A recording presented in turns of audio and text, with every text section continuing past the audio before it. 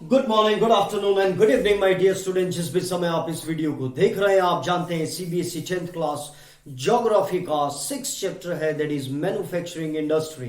प्यारे बच्चों, last video में हमने कॉटन टेक्सटाइल को शुरू किया था टेक्सटाइल के बाद, और उसमें हमने सिर्फ उसका एंशिएंट वाला पार्ट समझने की कोशिश की थी कि किस तरीके से हमारा ये जो ट्रेडिशनल एक ऑक्यूपेशन है उसको कैसे सेटबैक लगा इंग्लैंड की वजह से, और हम उनकी कॉलोनी थे और उनके जो मिल से बन के जो कपड़े आते थे उनके साथ हम कंपटीशन नहीं कर पा रहे थे। तो क्योंकि कॉटन टेक्सटाइल जो है ये काफी इंपॉर्टेंट क्वेश्चन आपका बनता है प्यारे बच्चों, इसलिए इसको थोड़ा डिटेल में आपकी बुक में दिया गया है। और जब आपने इसको एग्रीकल्चर में भी पढ़ा था तो भी आपने देखा था कि इसको थोड़ा डिटेल में दिया हुआ था। तो इस पर्टिकुलर में हम सिर्फ और सिर्फ कॉटन टेक्सटाइल के बारे में देखेंगे, और उसमें हमने देखना क्या है, पहले पार्ट में हमने एंशिएंट चीज देखी, इस पार्ट में हम देखेंगे कि इससे और इंडस्ट्रीज को क्या फायदे हैं, इसके कुछ गुडीज क्या हैं, ठीक है, कॉटन टेक्सटाइल के।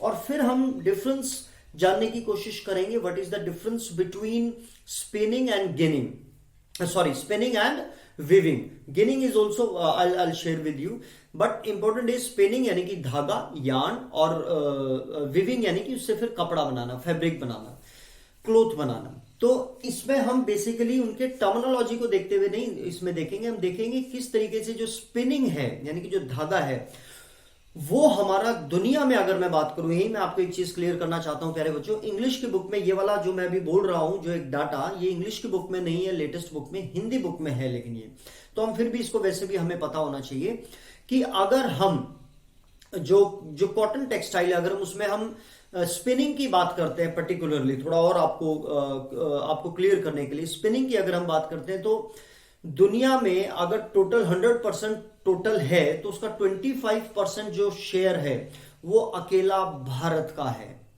तो ये एक बहुत बड़ी चीज है प्यारे बच्चों, 1/4 सिर्फ भारत जो है वो कहीं ना कहीं स्पिनिंग में, और उसकी क्वालिटी को भी अगर आप देखें। लेकिन जब हम फैब्रिक की बात करते हैं यानी कि कपड़े की, यानी कि जब हम वीविंग करने के बाद जब हम फिनिश्ड गुड की बात करते हैं तो वहां पर हम सिर्फ 4% हैं।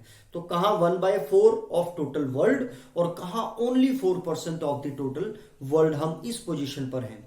तो कहीं ना कहीं इससे जो फायदा है नुकसान है आप समझ सकते हो प्यारे बच्चों, कि अगर हम धागा एक्सपोर्ट कर रहे हैं तो हो सकता है वो 80 रुपए किलो जा रहा हो, लेकिन वही चीज फिर वो लोग हमें बनाकर 80, 800, 900, 800, 900, 1000 पर केजी के हिसाब से वो हमें रिटर्न कर रहे हैं। यानी कहीं ना कहीं हमारा इसमें नुकसान हो रहा है।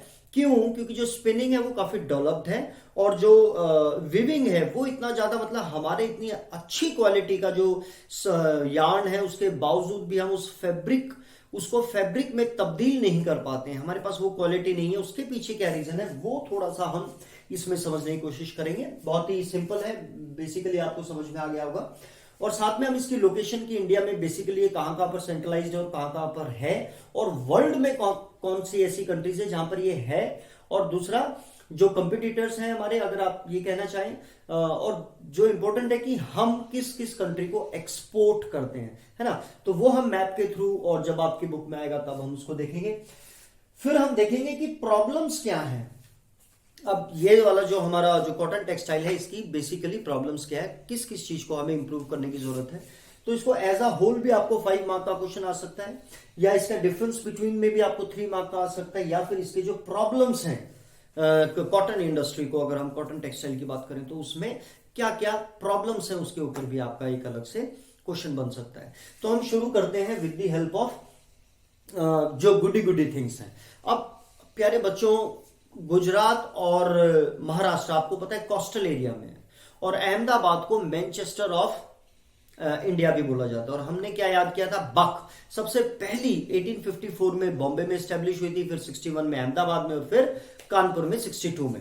तो यानी कि ये जो अभी हम एज अ होल पूरे कॉटन टेक्सटाइल की बात करें, ये मेनली कहां पर कंसंट्रेटेड था, महाराष्ट्र और गुजरात, ठीक है। आप आगे देखोगे तमिलनाडु में भी ये काफी अच्छा है, क्योंकि अगेन इट इज कोस्टल, और चेन्नई वहां पे जो कि ब्रिटिशर्स ने डेवलप किया था, because of availability of WCM caterpillar, ठीक है। इसको मैंने डिटेल में नहीं लिखा है, तो इसमें यानी कि उसको, क्योंकि जो चीजें चाहिए, ट्रांसपोर्टेशन चाहिए, चीप लेबर चाहिए, इन्वायरमेंट चाहिए, तो वो सारी चीजें उनको यहां पर मिलती है। इस वजह से महाराष्ट्र और गुजरात में कहीं ना कहीं ये इसकी लोकेशन है।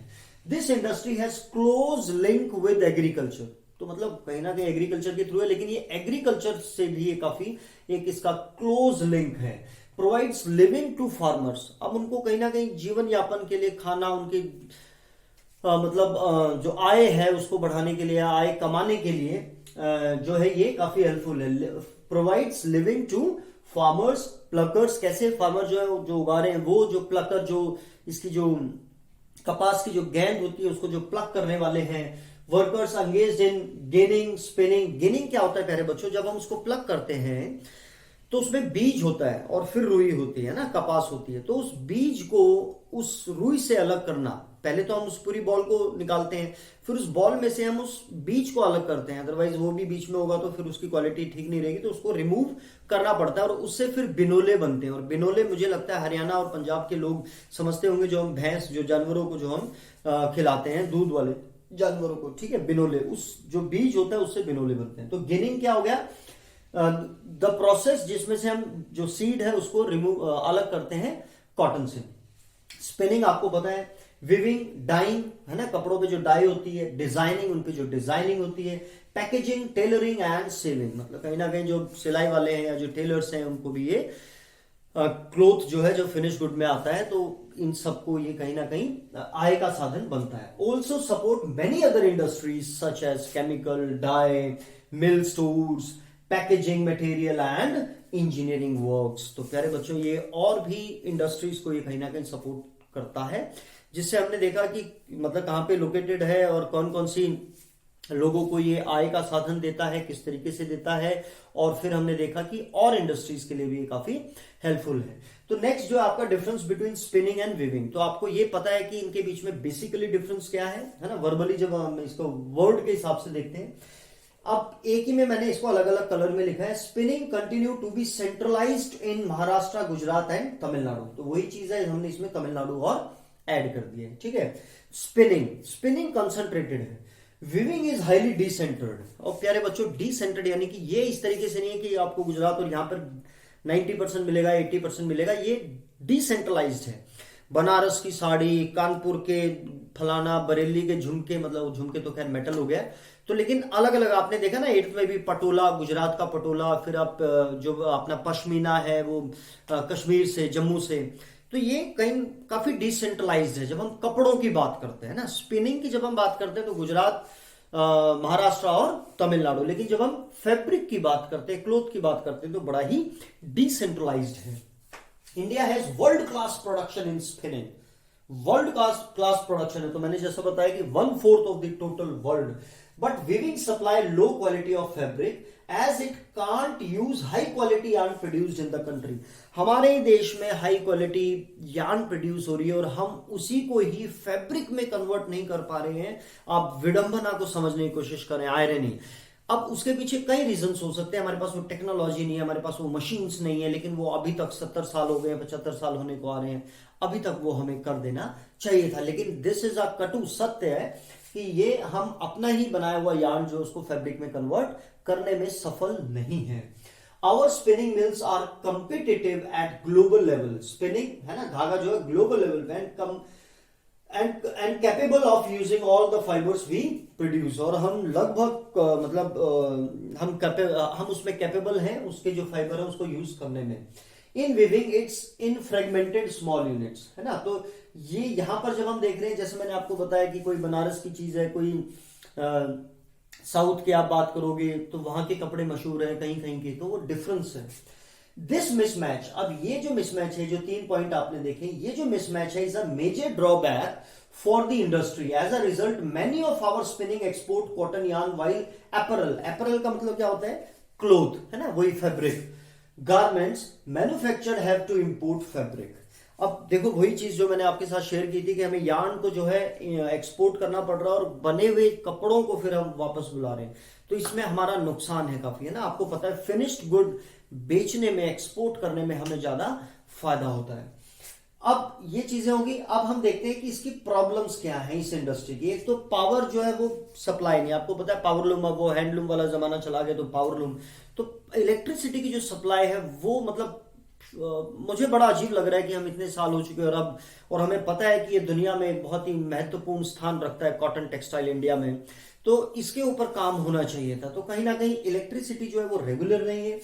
Machines need to be upgraded. Again शर्म की बात है कि अभी तक हमने मशीन्स भी अपग्रेडेड नहीं किए हैं। लो आउटपुट ऑफ लेबर्स जो है उनका जो आउटपुट जो होना चाहिए, अब जब मशीन नहीं है, सप्लाई नहीं है, तो उनका आउटपुट भी कहीं ना कहीं कम होता है। Stiff competition with the synthetic fibre industry. और आपको पता है सिंथेटिक जो है वो कहीं ना कहीं आप जब जूट को देखोगे तब भी सिंथेटिक, कॉटन को देखोगे तब भी इसका कंपटीटर सिंथेटिक है और ये काफी सस्ता होता है, चीप होता है, लेकिन ये कहीं ना कहीं कंपटीशन दे रहा है। तो ये कुछ प्रॉब्लम्स जो है हमारी कॉटन टेक्सटाइल फेस कर रही है। तो आई होप कि आपको ये समझ में आया होगा प्यारे बच्चों की व्हाट इज दिस, इसके गुडी गुडी क्या है, डिफरेंस क्या है, और उसकी वजह से मिसमैच जो है उससे ड्रॉबैक क्या हो रहा है। हमारी यार्न एक्सपोर्ट हो रही है और हम फैब्रिक को इंपोर्ट कर रहे हैं, जो कि हमारे लिए बड़ा नुकसानदायक है। और फिर हमने देखा इसके क्या क्या प्रॉब्लम्स हैं। तो अब हम देखते हैं कि आपकी प्यारी बुक क्या कहती है इस मामले में। Okay, in the early years, the cotton textile industry was concentrated in the cotton growing belt of Maharashtra and Gujarat. Availability of raw cotton, market, transport, including accessible port facility. Port आपको ध्यान रखना है coastal area के पास में है। Labour, moist climate, अब जैसा climate चाहिए वो भी वहां पर अवेलेबल है, etcetera, contributed towards its location, है ना। This industry has close link with agriculture and provide a living to farmers, cotton boil pluckers and workers engaged in ginning, spinning, weaving, dyeing, designing, packaging, tailoring and saving.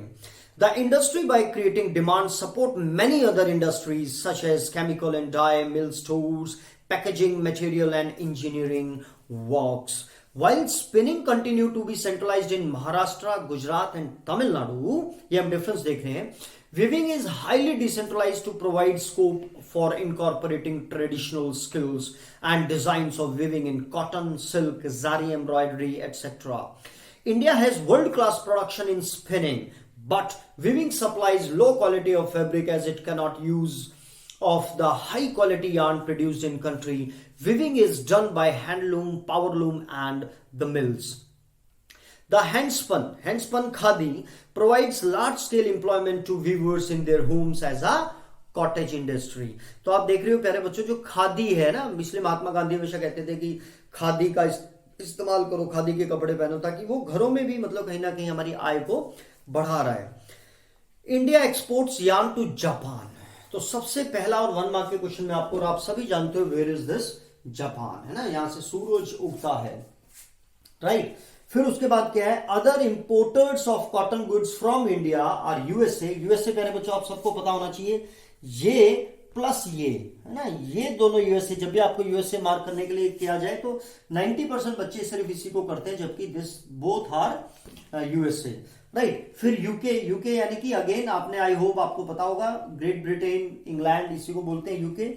Russia, France, French revolution आपने पढ़ी है। East European countries यानी कि इधर वाली जितनी भी ये कंट्रीज हैं यूरोप की, ईस्टर्न वाली, नेपाल, सिंगापुर, श्रीलंका। नेपाल, सिंगापुर आप देखोगे, सुमात्रा जो है इसके यहाँ पे छोटा सा एक है Singapore, and Sri Lanka and African countries. और जो अफ्रीकन कंट्रीज है ये सारी, तो आप देख रहे हो प्यारे बच्चों, कहीं ना कहीं वर्ल्ड में हमारा डोमिनेंस है कॉटन को लेकर, और आज भी है। और हम फिर भी ना हम रेगुलर पावर सप्लाई दे पा रहे हैं, ना ही हम अपग्रेड कर पा रहे हैं। We have a large share in the world trade of cotton yarn, है ना, accounting for 1/4 of the total trade. However our trade in garments is only 4% of the world's total. ये आपकी इंग्लिश बुक में नहीं है।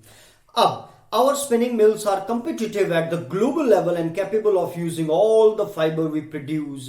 The weaving, knitting and processing unit cannot use much of high quality yarn that is produced in the country. ये हमारे लिए एक विडंबना की बात है। There are some large and modern factories in these segments, जो हम बात कर रहे हैं वीविंग की, but most of the production is in fragmented small units which cater to the local market, है ना। लोकल नाम से ही आप देखोगे कपड़े की पहचान है, और ये ट्रेडिशनली हम कहीं ना कहीं देख रहे हैं। This mismatch is a major drawback for the industry. As a result, many of our spinners export cotton yarn while apparel, garment manufacturers have to import fabric.